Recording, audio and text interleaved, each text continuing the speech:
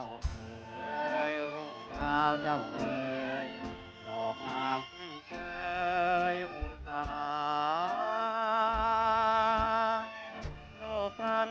ตื่นจากห่วงที่ตาแจ่มใสเริงร่าเมื่อปลารุณอุทานวัดอารามประเทศงามเหลืองงามยามมองใกล้ไกลทอดสงอันสดใสสัตว์ไทยให้โตบาปตั้งเถิดคุณจะรู้แล้วรวบแฟนเลิศแล้ววันไม่แล้วเพื่อนเอ๋ยตื่นมาเสียจากกิเลสเอ๋ยมืดมิดเสือเอ๋ยออกมาชมเชยแสงแห่งวัดอารามว่าเหตุนิยามเหลืองงามยามมองใกล้ไกลวอนทรงอันสดใสโปรดตัดไปให้ทนงดบาปบางแสนคุณจะรู้แล้วทั่วแคว้นเลิศแล้ววันไม่แล้วเพื่อนเอ๋ยตื่นมาเสียจากกิเลสนั้นเอ๋ยมืดมิดเสือเอ๋ยออกมาชมเชยแสงแห่ง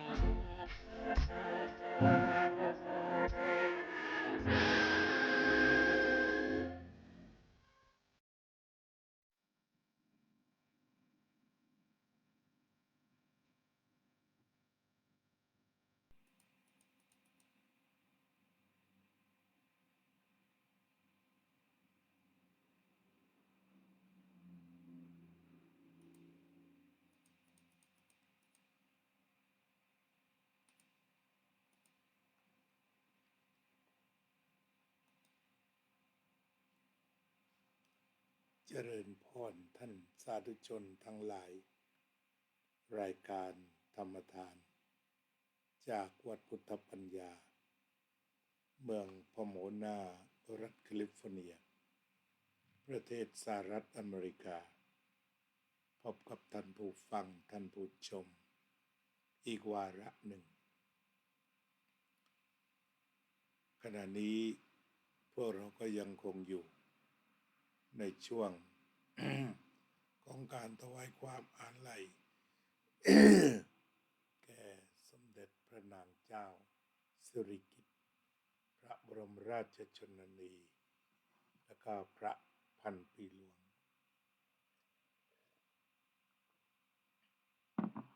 ในการถวายความอาลัยหรือน้อมรำลึกถึงพระมหากรุณาธิคุณนั้นก็ทำได้หลายแบบเช่นผู้ที่มีศรัทธาเช่นแต่งเพลงถวายความอาลัยอย่างที่กล่าวมาเมื่อวานน้องธิดาลาวศรีวิไลน้องธิดาลาวศรีวิไลก็ได้ทำเพลงทางผู้ปกครองก็ทำรีวิวเป็นการถวายสักการะทำที่บ้านนี่ก็เป็นรูปแบบหนึ่งที่เราจะระลึกถึงพระคุณของพระองค์ท่านที่บ้านแบบง่ายๆโดยตั้งรูปแล้วก็ถวายสักการะนั่นก็แบบหนึ่งอันนี้ก็เจอแบบหนึ่งเป็นข่าวชิ้นหนึ่งก็คือมีการบวชกันถ้าข่าวคนในวงการเพลงก็มีข่าวน้องต้นข้าวพ่อน้องต้นข้าวที่เคยเป็นนักร้องเพลงชิงทุน พร้อมด้วยคณะญาติครอบครัวก็จัดบวชให้พ่อก็คือยังมีย่าอยู่ก็คือลูกย่าจัดบวชตอบแทนพระคุณย่าและในครานี้ก็ถวายสมเด็จย่าด้วยก็คือสมเด็จพระพันปีหลวงด้วยที่ได้ระลึกก็เป็นอีกแบบหนึ่งที่อาจจะมีการทยอยบวชกันอีกสักระยะหนึ่งก็มีการบวชทั้งเป็นการส่วนตนแล้วก็บวชเป็นกลุ่มเป็นก้อนในการบวชถวายพระราชกุศลนั้นดีมากนอกจากเป็นการแสดงความกตัญญูกตเวทีก็ยังบวชแล้วมีเหลืออยู่อย่างอาจารย์ธิติก็ได้บวชถวายในหลวงรัชกาลที่9ตอนที่ท่านสวรรคตและก็อยู่ระหว่างการบำเพ็ญกุศลได้อยู่เป็นพระสงฆ์ถึงปัจจุบันนี้และก็ได้ทำหน้าที่เป็นผู้รักษาการเจ้าอาวาสวัดปราสาทนิกรตำบลขันเงินอำเภอหลังสวนจังหวัดชุมพรอันนี้ถือว่าเป็นเหมือนพระราชทานมันเป็นเจ้าอาวาสพระราชทานเพราะทุกอย่างมันมีเส้นทางบุญทำให้ปรารถนาจะบวชเมื่อบวชแล้วก็มีบุญได้ทำหน้าที่รักษาพระศาสนาต่อไปเรียกว่ามาจากความเคารพความจงรักภักดีรักที่สุดคือบุคคลเหล่านี้เป็นนั่งคุยแล้วท่านจะมีความรักในหลวงที่สุดเมื่อท่านได้ปฏิบัติหน้าที่รักษาการเจ้าอาวาสท่านก็คิดถึงในหลวงเดินตามทางในหลวงที่ได้ส่งงานมาอย่างไรในฐานะเป็นข้าราชการเก่าเป็นภาษกนิกรอันนี้ก็เกิดประโยชน์อย่างยิ่งและก็คิดว่าคงจะมีการบวชหรืออาจจะมีการปฏิบัติธรรมถวายเป็นพระราชกุศลขึ้นมาก็เป็นเรื่องดีๆที่เกิดขึ้นแก่แผ่นดินของพระองค์แผ่นดินที่พระองค์รัก แล้วก็ทุ่มเทมาตลอดพระชนมชีพความจริงคนก็ชอบพูดถึงเมืองไทยไม่พัฒนาไม่ก้าวไปไหนแต่ถ้ามองดูจริงๆแล้วมันเปลี่ยนแปลงล่ะเนี่ยอาตมาอายุ66 ปีไม่มีอะไรที่มันไม่เจริญขึ้นมันเปลี่ยนแปลงอย่างหนักอย่างบ้านเกิดเมืองนอนที่หลังสวนเรียกว่าเปลี่ยนจนไม่เหลือของเก่า จนเมื่อก่อนแถวเขาแงนจะเป็นป่าทั้งหมดแต่ตอนนี้ก็เป็นโรงพยาบาลเป็นที่ขายของหลายอย่างมากมายกลายเป็นศูนย์ที่มีความเจริญไล่ไปถึงตะโกไปถึงสวีจะต่อกันไปยันชุมพรแต่เมื่อก่อนก็เป็นป่าเป็นสวนทั้งหมดแถวบริเวณหน้าวัดเขาแงนมาก็เป็นป่าเสม็ดเป็นนาเป็นที่หาปลากัด แล้วก็ถึงฤดูข้าวก็เกี่ยวข้าวทำข้าวทำนาแต่ตอนนี้ก็เปลี่ยนกลายเป็นลงทุเรียนกันเป็นส่วนใหญ่ตลอดถึง การค้าขายอื่นก็จะตามมางั้นการที่เราจะพูดว่าประเทศไทยไปไม่ถึงไหนไม่มีการพัฒนา จริงๆแล้วมันก็ทุกแห่งก็พัฒนาทุกแห่งไม่ได้อยู่กับที่หรอกการขับเคลื่อนการพัฒนาการปรับปรุงคุณภาพชีวิตความเป็นอยู่การศึกษาสภาพเศรษฐกิจทั้งนี้ก็ขึ้นอยู่กับต้องรอการเรียนรู้ของแต่ละคนที่จะดำเนินชีวิตให้ผ่านพ้นไปทีนี้เมื่อเราพูดถึงการศึกษาก็คือการเรียนรู้แม้แต่สิ่งที่อยู่รอบๆตัวเราว่าสถานการณ์สังคมเปลี่ยนยังไงการทำมาค้าขายเปลี่ยนแปลงไปยังไงการใช้จ่ายเปลี่ยนแปลงยังไง ราคาสินค้าเป็นอย่างไรตลอดถึงสิ่งที่เรียกว่าเป็นเครื่องมือของการสื่อสารของการค้าจะเป็นยังไงที่เป็นระดับรากฐานก็มีระดับกลางระดับอุตสาหกรรมหรือว่าระดับข้อมูลข่าวสารทั้งนี้ก็ขึ้นอยู่กับว่าประชาชนมีความอุตสาหะวิริยะอย่างไรเศรษฐกิจก็จะเดินไปอย่างนั้นอาตมาก็ไม่ได้เคยมองประเทศไทยที่ไม่ทันใครเลยแต่มองว่าก้าวทันโลกทั้งหมดทีนี้มันก็ขึ้นอยู่อีกตัวหนึ่งที่บวกเข้าไปก็คือจิตสำนึกอย่าให้เกิดอะไรที่มันเป็นเทาๆ ปล่อยไว้ยังไงถ้ามันมีอะไรเทาก็ทำให้มันขาวซะทำให้มันบริสุทธิ์ก็ต้องช่วยทำกันเช่นกันวันนี้ก็จะคุยถึงเรื่องทุกข์เกิดเห็นทุกข์และก็ทุกข์ดับในชีวิตของคนไม่ได้ทุกวัน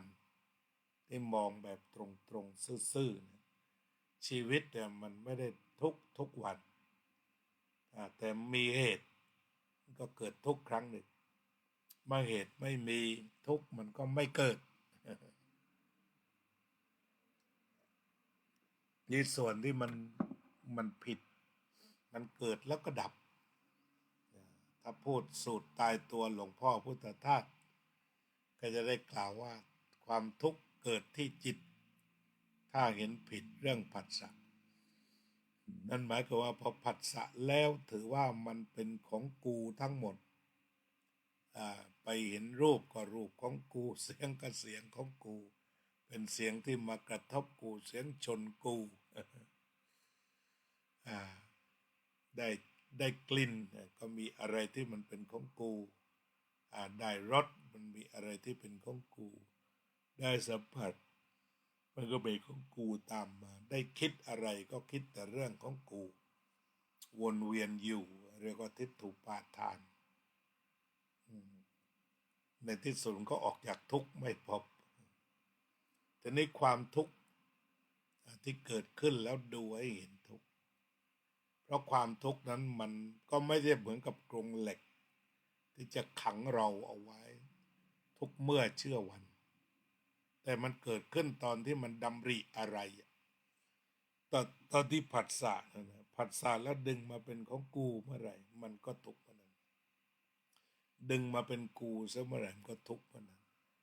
แต่ถ้าให้ผัสสะตามหน้าที่ทำงานตามหน้าที่ตาก็เห็นรูปตามหน้าที่หูก็ฟังเสียงตามหน้าที่จมูกก็ดมกลิ่นตามหน้าที่ลิ้นลิ้มรสตามหน้าที่กายถูกต้องโผฏฐัพพะตามหน้าที่มันก็จะทำให้ผ่านไปโดยไม่ทุกข์ที่ถ้ามันทุกข์ก็ดูอยู่กับสภาวะนั้นขณะเดียวกันก็ใช้สติปัญญาแก้ปัญหาไปทำอะไรทำหน้าที่ไปทำหน้าที่ในชีวิตพอย้ายจิตจากกองทุกข์ไปสู่สิ่งที่จะต้องกระทำความทุกข์ก็ดับไปอันนี้สภาวะที่ทำให้เราเห็นกันทุกข์เกิดแล้วก็ตั้งอยู่แล้วก็ดับไปไอ้การเห็นก็เห็นใน3 ส่วนเห็นทุกข์ตอนนี้มันเป็นทุกข์มันทุกข์เรื่องอะไรทุกข์กายทุกข์ใจดูตรงๆทุกคนรู้ได้หมดทุกข์หรือไม่ทุกข์ถ้าบอกสบายดีไม่เป็นไรยังไม่ต้องดูแต่ถ้าเมื่อไรไม่สบายก็ต้องดูไว้จนกว่ามันจะผ่านไปไม่สบายกายหรือไม่สบายใจจะขับแค้นใจมันเกิดส่วนกายหรือเกิดส่วนจิตเรียกว่าทุกข์พอมันเห็นทุกข์ก็ดับเห็นทุกข์ก็ดับความเป็นไปเป็นอย่างนั้นมันเวลาที่เรามีความทุกข์เรื่องอะไรมันก็ทุกข์มันได้ก็ศึกษาก็ปฏิบัติไปมันทุกข์จริงนี่มันทุกข์จริงทุกเรื่องนี้ทุกข์จริงแต่แล้วมันก็ผ่านไปเอาผ่านไปก็เฝ้าเราทำหน้าที่ต่อไป แล้วเมื่อไรมันเดินไปจนสะดุดวันนี้คือเหตุแห่งทุกข์เราก็จะไม่ลืมที่จะดูมันไปเรื่อยๆฉะนั้นเกิดทุกข์แล้วก็ให้มันเห็นทุกข์แล้วก็ดับทุกข์พระพุทธเจ้าท่านสั่งไว้เลยอะไรเกิดก็ดูอันนั้นสิ่งใดเกิดดูอันนั้นดูตรงๆดูสดดูแบบตื่นดูทั้งตื่นหรือว่าหลับดูก็ได้แล้วแต่ใจจะทำงานดูตอนตื่นใจทำงานดีก็ดูตอนตื่นถ้าว่าหลับตาใจทำงานดีก็ดูอีกเช่นเดียวกันมันเกิดความหนาวขึ้นมามันก็เลยชักจะหาวยังไงชอบคนแต่ไม่เป็นทุกข์มันก็เป็นทุกข์กายทุกข์กายก็รู้ว่ามันทุกข์กายมันทุกข์กายมันก็เกิดขึ้นแล้วหาววอดแล้วก็ดูทุกข์ใจอย่าให้มันไปทั้งหมดอย่าให้ทุกข์ทั้งหมดว่ากันเป็นส่วนวันนี้ก็ชักจะเพลียยังไงชอบคนเพราะว่ามีงานติดต่อกันเช้ายันค่ำยันดึกมาหลายวันแล้วก็ยังทำต่อไปวันนี้ก็คงจะมานั่งสมาธิแล้วก็เมื่อไรเรายังไม่มีทุกข์ก็คือไม่มีแต่เมื่อมีทุกข์ก็ค่อยดูทุกข์กันไป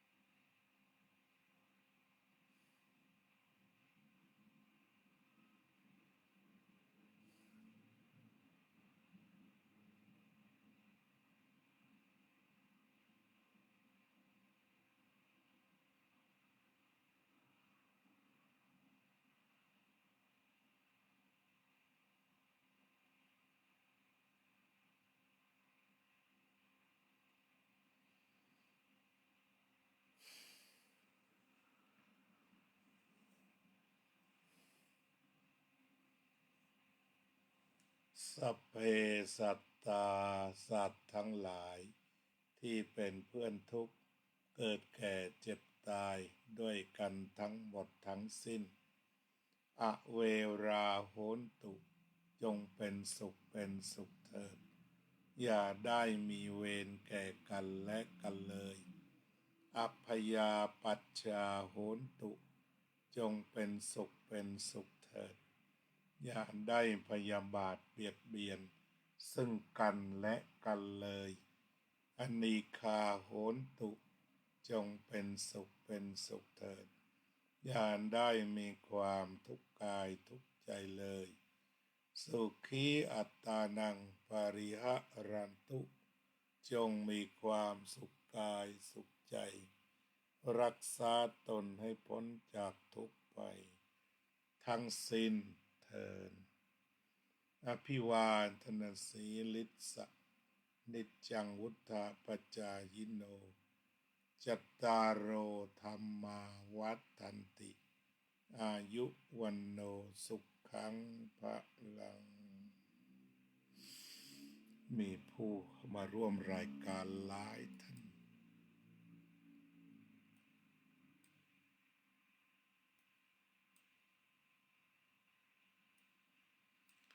วันนี้ก็มี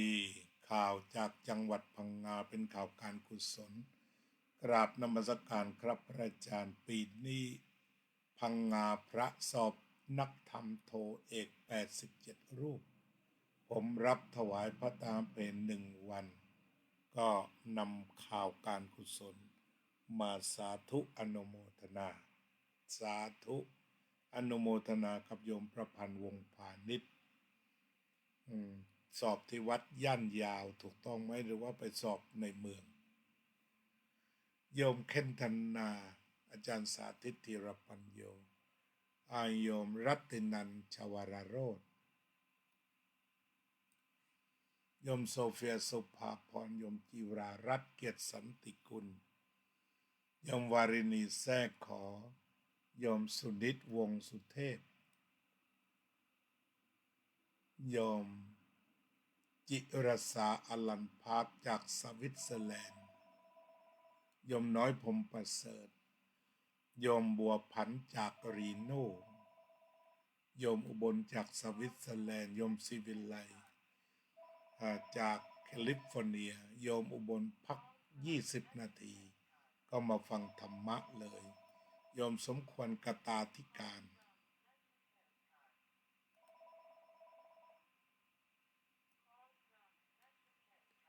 วันนี้ก็คงจะมีกันเพียงแค่นี้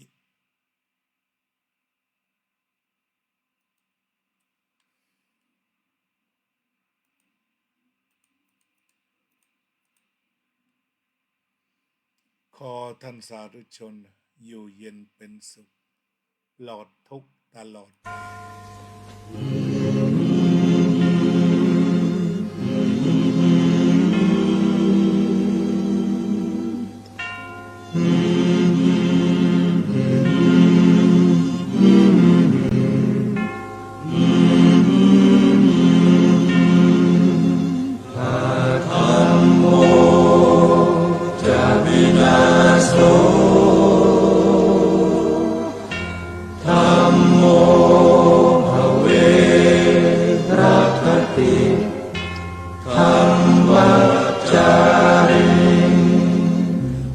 พุทธอ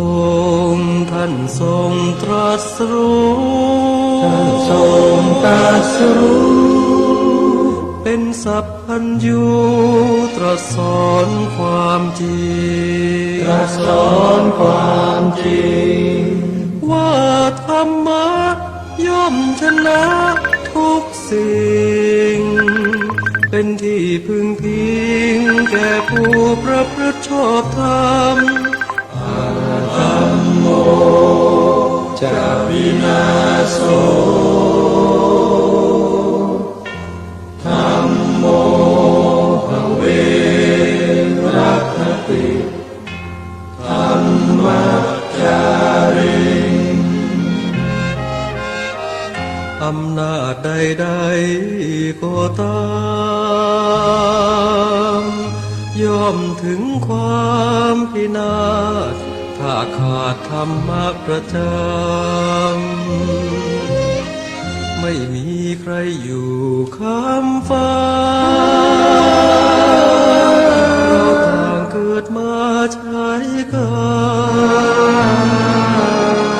จงอยู่ในศีลในธรรมคิดทำแต่กรรมที่ดีธัมโมจะวินาโสธัมโมภเวรัคติธัมมัจจาริธรรมส่องสว่างสู่ทางสุขสีคำจุนโลกนี้นิรันดร์ธัมโมจะวินาโสธัมโมภเวรัคติธัมมัจจาริ